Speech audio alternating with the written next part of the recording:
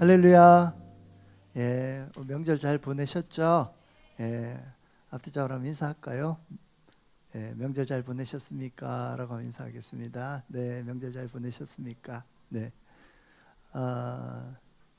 지난 토요일에는 저희 은혜의 만남 이제 첫 시간을 했었고요. 예, 뭐 다들 11분의 이제 캔디데이트들이 참석했습니다. 그래서 귀한 시간 함께 가졌고요. 이제 5주 동안 이제 진행이 될 건데, 뒤늦게 또 연락 오신 분들이 많이 계시는데 그분들은 저희가 내년 초에 다시 한번 2기 때 만나 뵙도록 하겠습니다. 그리고 우리 일기 여러분들이 이제 중요한 거는 잘 하셔야 돼요. 일기이기 때문에 많이 드셔야 되고요. 예, 미리 뭐 먹고 가면 안 됩니다. 그리고 저의 목표는 5주 동안 여러분들이 2kg가 늘게 하는 거, 그 목표라는 거. 끝나고 이제 좀 이렇게 다이어트 하시고 그러시면 될 것 같습니다. 자, 오늘 우리가 함께 계속해서 이제 목마름에 대해서 함께 말씀을 나누고요. 다음 주는 우리가 한 달 동안 우리가 함께 나눴던 말씀을 가지고 우리가 부흥 집회 형식으로 같이 집회하면서 기도하면서 가는 그런 예배로 나아가기를 원합니다. 그래서 우리가 하나님 앞에서 정말 계속해서 말씀드리는 거는 우리 영혼에 대한 목마름이 없이는 하나님 앞에 우리가 나아갈 수 없어요. 그리고 정말 중요한 거는 우리가 날마다 넘어지고 쓰러지고 우리의 부족함과 우리의 연약함과 우리의 가난함을 느끼고 깨닫잖아요. 왜 그럴까 자꾸 이제 고민하지 마시고요. 바로 그렇기 때문에 우리가 그 시간 그 마음을 가지고 주님께 나아가라는 그러한 하나님의 강렬한 부르심이라고 느끼시면 좋을 것 같아요. 우리의 그 목마름의 그 힘을 가지고 우리는 주님 앞으로 나아갈 수 있어요. 세상 것으로 채우려는 우리의 그런 헛된 노력들 다 내려놓을 수 있게 될 거고요. 목마르다고 바닷물을 마시면은 더 목마르잖아요. 더 갈증이 생기고 더 몸부림치고 더 힘들게 되잖아요. 우리가 진정한 생수의 근원이신 예수님 앞으로 나아가는 저와 여러분 됐으면 좋겠습니다. 우리 성경을 읽다 보면 좀 하나님께서 이 땅을 향한 역사들이 보면 너무나도 좀 신기하게 진행이 됩니다. 항상 일관성 있게 진행되는 걸 볼 수 있어요. 창세기 2장 6절에 보면요, 하나님께서 이제 에덴 동산을 만드실 때 어떻게 만드시냐면요, 그 당시에 이제 없었다로 돼요. 1장에도 없었다거든요. 네, 흑암이 기품이 있고 하여튼 혼돈과 공허했고 없었다예요. 전부 다 질서가 없었고 틀이 없었고 프레임이 없었고 그리고 거기에 사람이 없었다. 그리고 에덴 동산을 만드는 2장 초반도 없었다로 시작이 됩니다. 그러면서 이제 사람이 이제 없었기 때문에 또 물이 없었기 때문에 이런 얘기를 하는데, 여기서 본문의 2장 6절에서는 하나님께서 그러면 에덴 동산을 시작하실 때 어떻게 시작하시느냐면요, 안개만이 당시에는 비가 내리지 않았기 때문에 안개만이 땅을 덮었다라고 나옵니다. 그래서 이제 창조과학자들은 이걸 가지고 이제 물층 이론을 내세우죠. 물층이 있었기 때문에 비닐하우스 작용을 했기 때문에 당시에는 대류 현상이 없었다. 그렇기 때문에 비가 내리지 않았기 때문에 안개만 있었다. 이렇게 얘기하는데 사실은 성경신학적으로는 맞는 말은 아닙니다. 원어를 보면 이 안개라는 단어는 이제 실제로 이제 욥기서에 동일하게 딱 두 군데 나옵니다. 이 창세기서 한 번, 욥기서 한 번인데요. 욥기서는 물을 땅에서 이렇게 끌어올리는 걸 얘기합니다.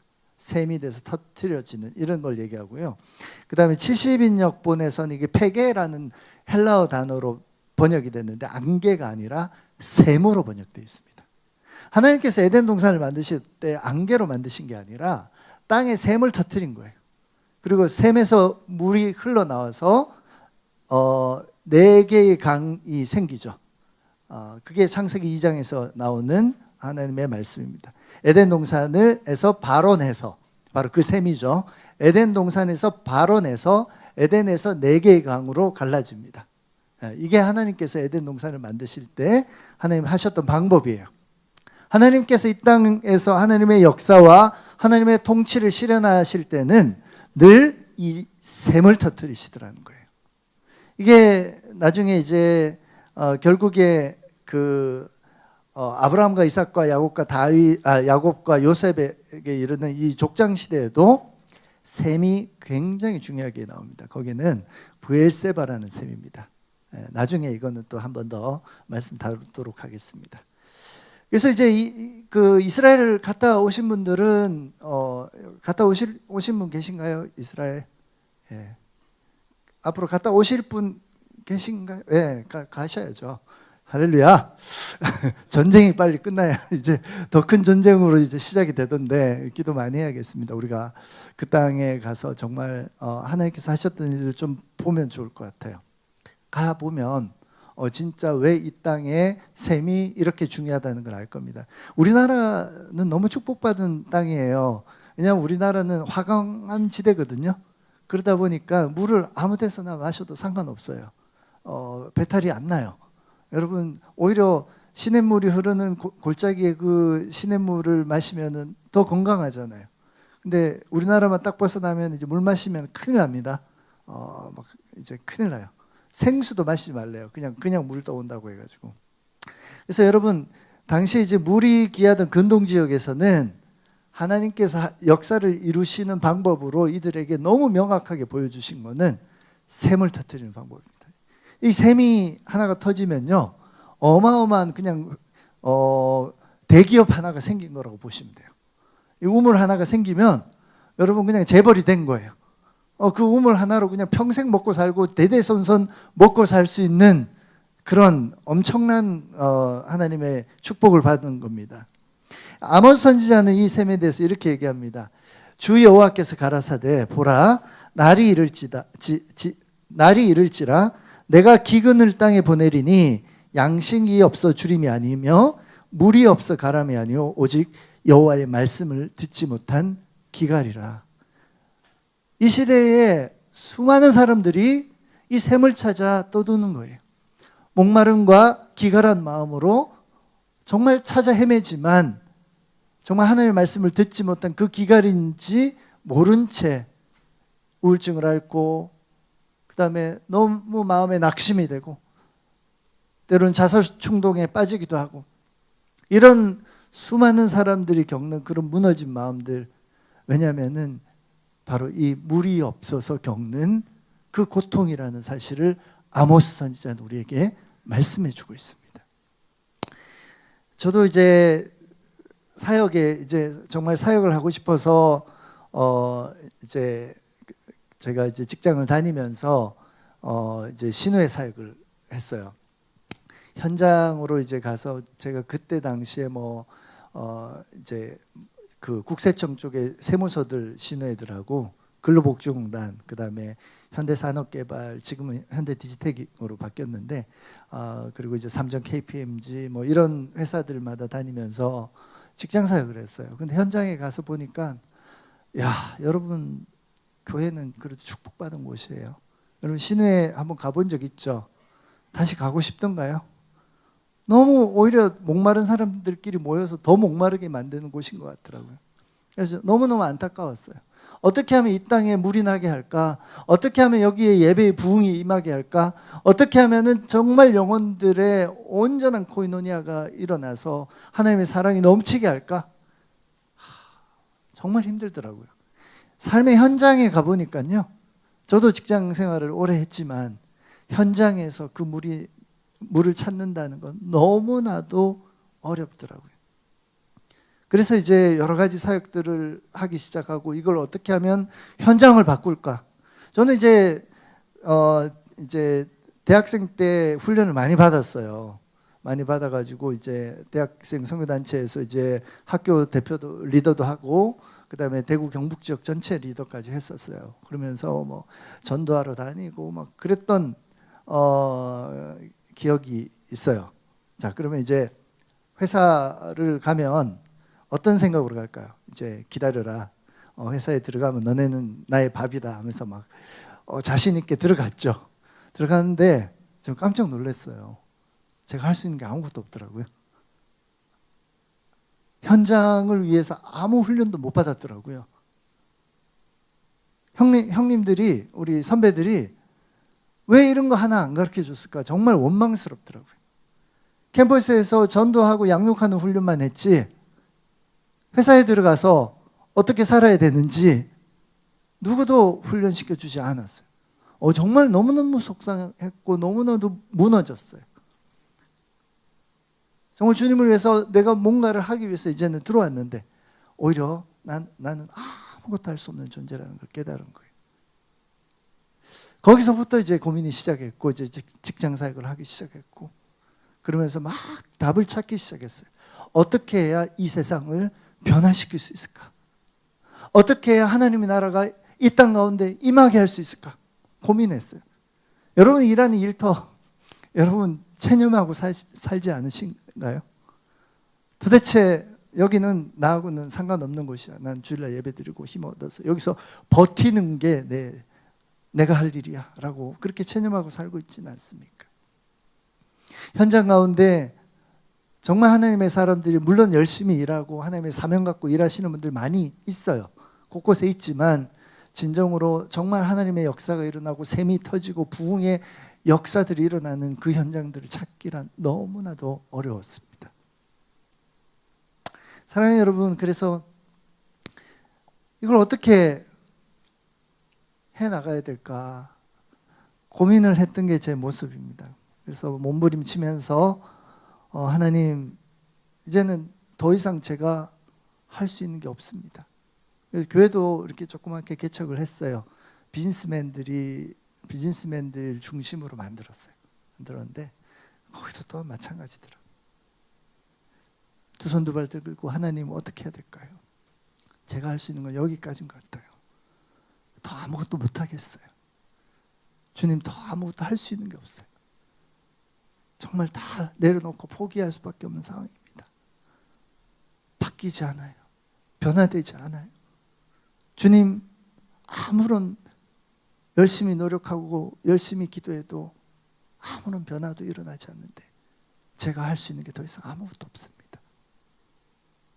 가장 가난했던 때가 그때가 아닌가 싶어요. 그때 주님이 드디어 일하기 시작하시더라고요. 할렐루야. 제가 가장 가난한 그때, 제가 가장 목마른 그때 주님이 역사하시더라고요. 사랑하는 여러분, 궁금하시죠? 본문으로 다시 돌아가겠습니다. 요한복음 7장의 명절 끝날 곧 큰 날에 예수께서 서서 외쳐 가라사대 누구든지 목마르거든 내게로 와서 마시라라고 합니다. 명절 끝날이 무슨 명절일까요? 추석일까요? 명절이 어느 명절이냐면요, 이건 초막절입니다. 초막절 끝날 예수께서 서서 외쳐 가라사대. 이 초막절은 물의 절기라고 합니다. 이 초막절은 추수를 다 하고 나서 빨리 추수를 다 해야 초막절을 지킬 수 있어요. 그러니까 굉장히 열심히 추수를 하는 거죠. 그리고 나서 이제 비가 오기 이제 시작합니다. 근데 이제 이 초막절을 지킬 때 어떻게 지키냐 하면요, 제사장들이 일주일 동안, 이 초막절 절기인 거예요. 일주일 동안의 이제 절기인데 첫날부터 매일마다 제사장들이 이 때를 지어서 이제 퍼레이드를 하는 거예요.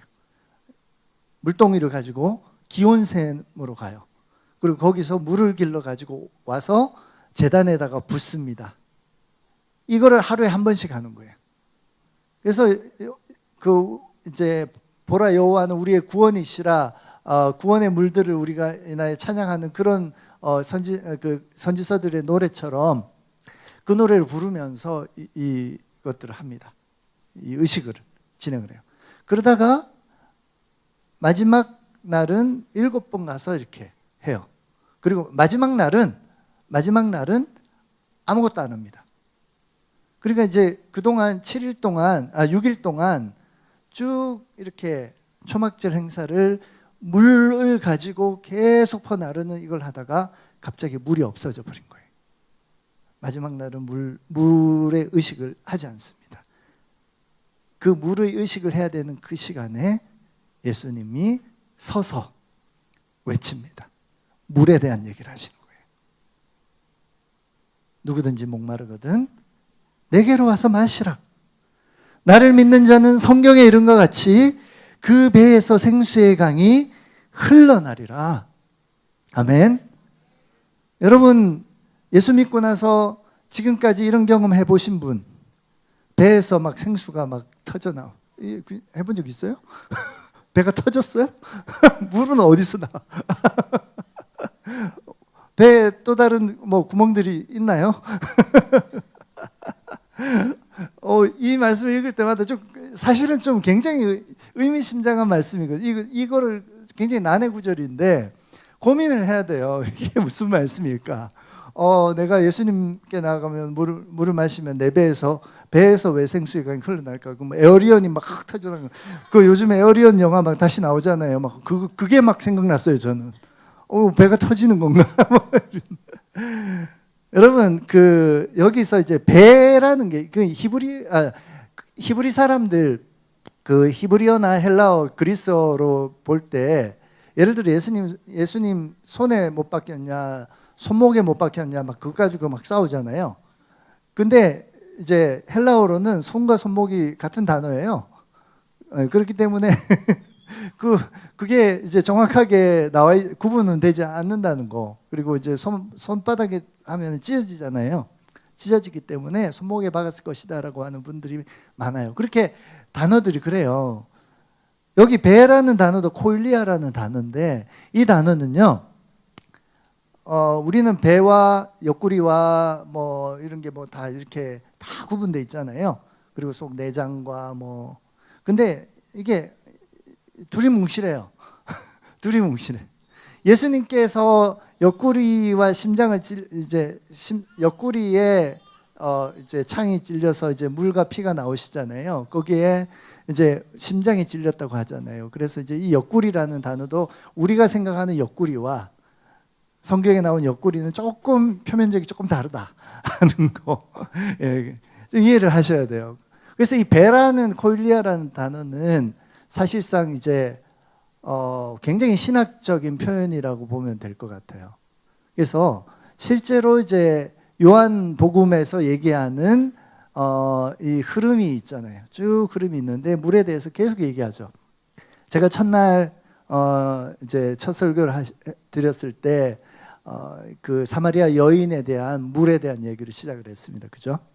그 4장에 앞서서 요한복음 3장으로 가면 니고데모가 나옵니다.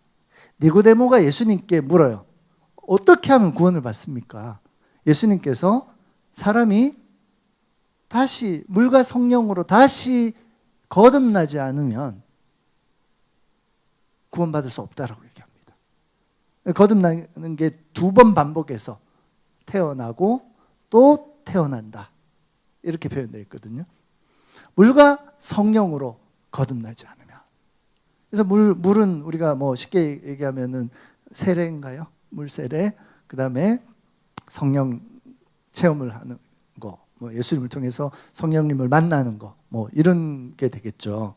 근데 이제 여기서 이제 니고데모가 묻습니다. 사람이 어떻게 다시 어머니 태로 들어갑니까? 바로 이 관점인 거예요. 사람이 태어날 때 참 신기했을 거예요. 왜? 물과 함께 태어나잖아요. 물과 함께 아이를 낳아보신 분, 저는 안 낳아봐서 잘 모르겠습니다. 낳아보신 분들은 아실 거예요. 물과 함께 태어나, 양수가 먼저 터지고 아이가 나오잖아요. 신기했던 거죠. 어떻게 물이 나오는지. 그래서 물과 성령으로 거듭나는 것에 대한 표현을 하면서 태를 얘기하고 있는 거예요. 어떻게 어머니 태에 다시 들어갑니까? 라고 니고데모가 묻는 거예요. 오늘 예수님께서 이 배에 대한 얘기를 할 때 사실은 이 배는 태로 번역해도 하등 문제가 없는 거예요. 여러분, 그러면은 우리가 예수님을 목마를 때 예수님 앞에 나아갔을 때 배에서 생수의 강이 흘러나리라. 이 양수로 표현하자면 어마어마한 강들이 흘러나가는 거예요. 그러면은 얼마나 많은 영혼들이 태어나는 거예요. 근데 여기에 나오는 이제 이 강도요, 되게 재밌는 게 포타모이라는 단어예요. 그냥 단순한 강이 아니고요, 범람하는 강을 얘기합니다. 그리고 단수형이 아니라 복수형이에요. 범람하는 수많은 강들이 여러분의 태를 통해서 수많은 생명을 살리는 어마어마한 부흥의 역사가 일어날 것을 얘기한다는 겁니다. 할렐루야. 그냥 뭐 이렇게 애기 하나 이제 잉태해서 겨우 한 명 낳는 이 정도가 아니라 정말 수많은 나라와 수많은 민족과 수많은 열방 가운데 잃어버린 영혼들이 주님께 돌아오는 어마어마한 부흥의 역사를 얘기하고 있는 거예요. 할렐루야. 여러분이 그러한 역사의 주인공으로 하나님은 세우시기를 원한다는 사실입니다. 근데 어떻게 해야 될까요? 누구든지 목마르거든 마시면 되죠.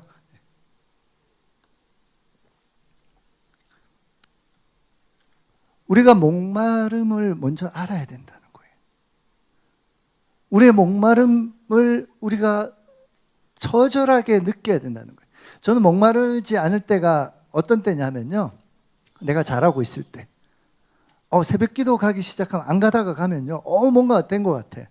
어제 주님이 없어도 나는 이제 잘 살 것 같아요. 그리고 뭐 예를 들어 이제 11조를 못 내다가 11조를 내기 시작했어. 이제 드디어 뭔가 된 것 같아요. 그죠? 뭔가 못하다가 성경을 못 읽다가 갑자기 우리 공동체 성경 읽기를 하는데 성경이 읽혀져. 이제 혼자서도 읽을 수 있어요. 매일 아침마다 성경을 읽어. 이야, 대박. 이제는 나는 이제 그냥 주님 앞에서 온전해졌어. 이럴 때 참 목마르지 않은 것 같아요, 저는. 근데 어떨 때 목마르냐? 넘어졌을 때, 쓰러졌을 때, 정말 포기하고 싶을 때, 모든 환경과 상황 속에서 내가 무너질 때, 이럴 때 목마름을 느끼잖아요. 주님은 이 목마름 없이는 주님 앞에 못 온대요. 요한복음에 예수님을 만난 그 수많은 사람들이 다 이런 사람들이었어요. 두 번째 메시지 나눴을 때 산상수훈에 나왔던 그 수많은 사람들이 바로 병들고 정말 세리와 죄인들과 중풍병자들과 정말 하나님 앞에 나올 수 없는 그 수많은 사람들, 율법으로는 제사 드리러 갈 수 없는 그 수많은 사람들이 예수 앞에 나온 거예요. 사랑하는 여러분, 이 목마름이 없이는 우리가 주님 앞에 온전히 나아갈 수 없어요. 주님을 찾을 수도 없고 주님을 구할 수도 없고 주님을 요청할 수 없다는 거예요.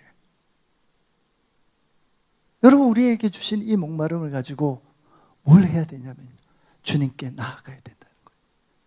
그리고 주님으로부터 오는 그 생명의 물을 구해야 된다는 거예요. 여기 참 재밌는 거는요, 어제 이제 저희가 남미에서 이제 남미 복음주의 연합 전체 복음주의 연맹, 그러니까 기독교죠, 그죠? 기독교 연맹 전체 이제 리더십들이 나라마다 대표 세 분이 와가지고 이분들이 막 힘들었던 거예요. 이제 구원파 박옥수 그분들이 지금 남미에 어마어마하게 활동하고 있거든요. 그래가지고 한 5만 명 되는 집회도 막 열어주고 이분들이 몰라가지고 처음에 그래가지고 막 열어주고 했다가 나중에 알게 된 거예요. 그래서 이걸 좀 알고 싶다 그래가지고 저희한테 요청이 와서 저희가 이렇게 귀한 교수님 한 분 소개해드려서 이렇게 설명을 드렸어요. 그제서야 이제 뭐 깨닫고 어떻게 해야 되는가 같이 의논하는 시간들을 가졌거든요. 구원파는 한 번 예수님 믿으면 더 이상 회개할 필요도 없고 그냥 다 끝난 거래요. 다 끝난 거고 이제 그때부터는 이제 그냥 이제는 의인인 거예요. 그렇게 표현을 해요.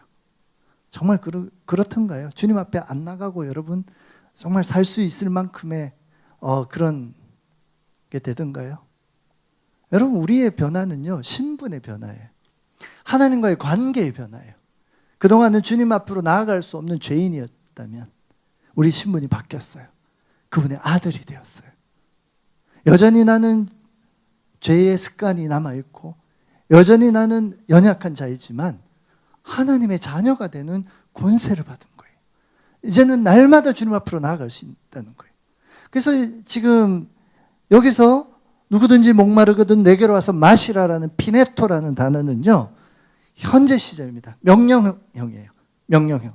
근데 현재 헬라어에서 현재형은요, 계속해서 하는 걸 얘기해요. 우리의 목마름을 가지고 끊임없이 주님으로부터 오는 그 생수를 공급받아야 된다는 거예요. 하루라도 없으면 살 수가 없어요. 근데 우리는 너무나 잘 살고 있죠.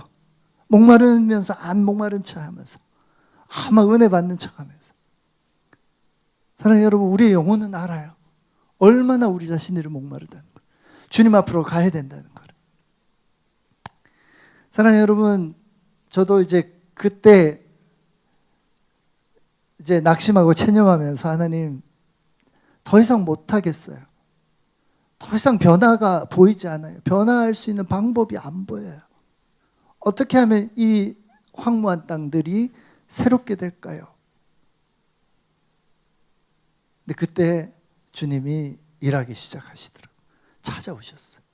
만나주시고 이제 한 6개월 동안을 바깥 출입을 못했어요. 그분이 시도 때도 없이 오셔가지고 막 덮치셔가지고 뭐 한번 오시면 막 이제 부교육자들이 이제 예배 준비하고 찬양들이 이렇게 기타 한번 딱 치는 순간 그분이 오셔요.